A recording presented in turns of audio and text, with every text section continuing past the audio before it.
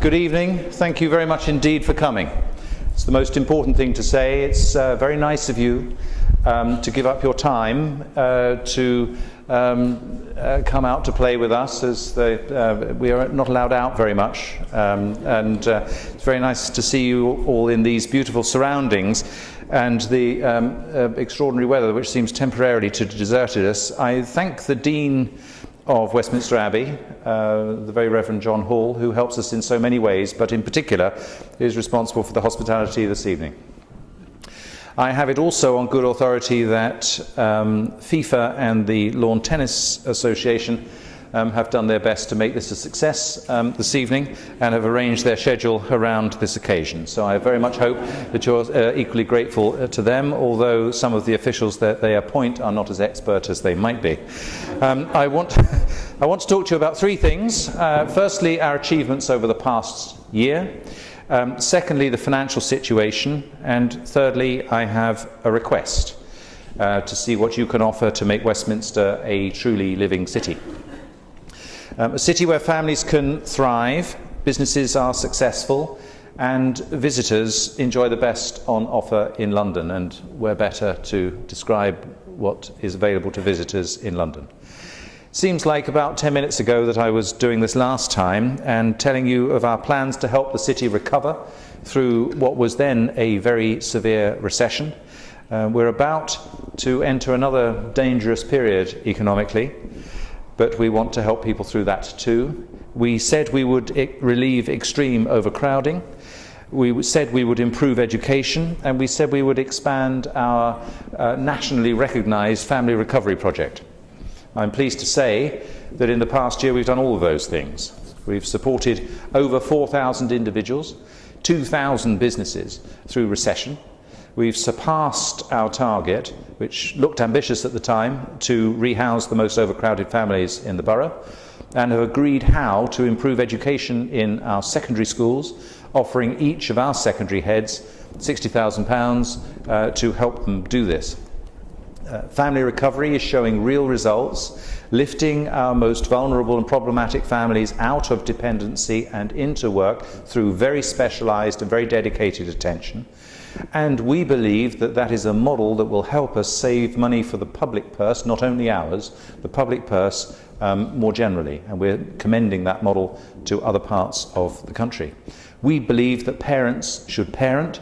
We believe that parents should give children the stability they need to learn and contribute to society, and we're quite determined to do what we can to help them do that. We'll continue our relentless drive to improve the lives of our residents through the Living City programme. We will improve and increase housing supply in the city. We will drive up the standard of education in our schools, and we will bring stability to the chaotic lives of our most dysfunctional families. All of these things remain high on our agenda, as do the public realm improvements which we've committed to build over the next 2 or 3 years. Leicester Square, Piccadilly, Mount Street, Exhibition Road, all have made immense progress and all are now committed to be delivered before the Olympics. All of these will help the London economy attract visitors and beat our global competitors, who are many. But we have to be realistic about the public spending environment at the moment. We know that the economic situation is poor, and we know that the climate for public spending is tough and will get a lot worse. Westminster, at the heart of the national economy, is particularly vulnerable to economic shocks, but equally we have our fair share of the most difficult problems. We will continue to see changes in the level of income, the level of grant, and so on and so forth, so we have to plan prudently and tailor our services accordingly. And it's very clear that previous levels of public spending, while they may have been welcome at the time, are completely unsustainable. And so we have to find ways of doing things differently or not doing them at all. And this is where you come in. We need your help, all of you.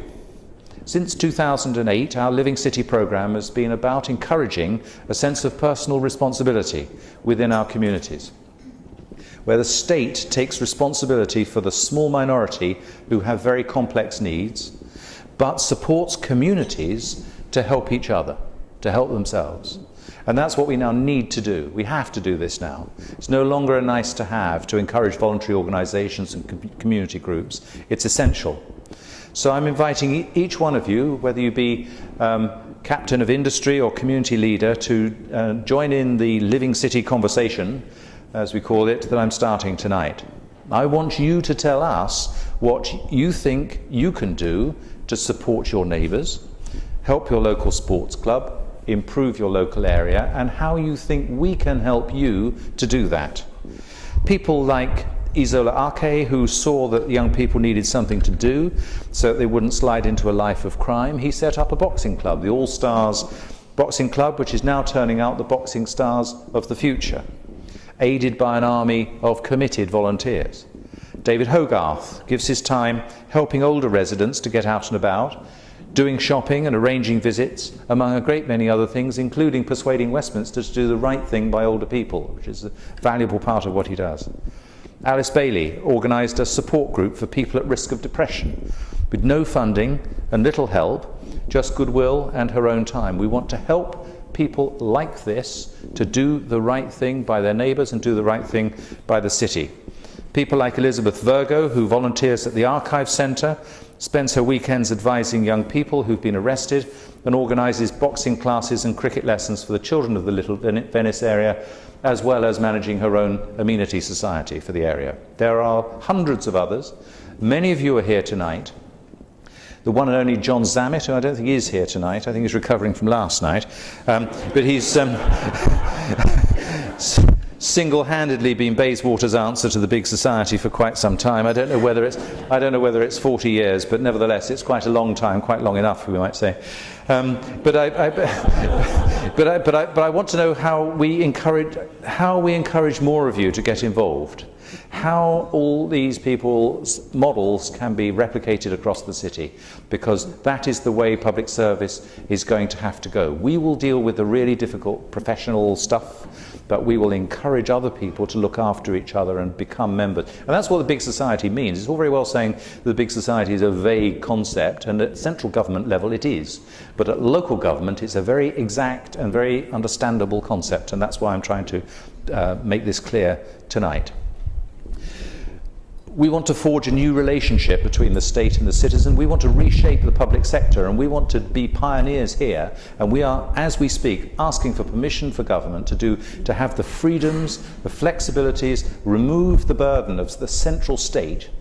We were talking the other night about Parliament Square. Imagine, in order to decide what to do in Parliament Square, you need UNESCO, the GLA, the Mayor, the parliamentary authorities, Westminster City Council, and a raft of legislation, and it still doesn't get the right outcome.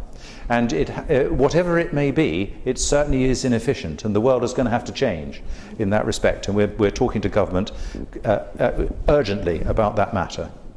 We will analyse, we will report, and we'll act on what you tell us. And I want to be able to tell you by December that at least 10 new projects, 10 new schemes have arisen and will be working in the next coming months. 50 by this time next year, 100 by the time of the Olympics. We need to build a living city right here.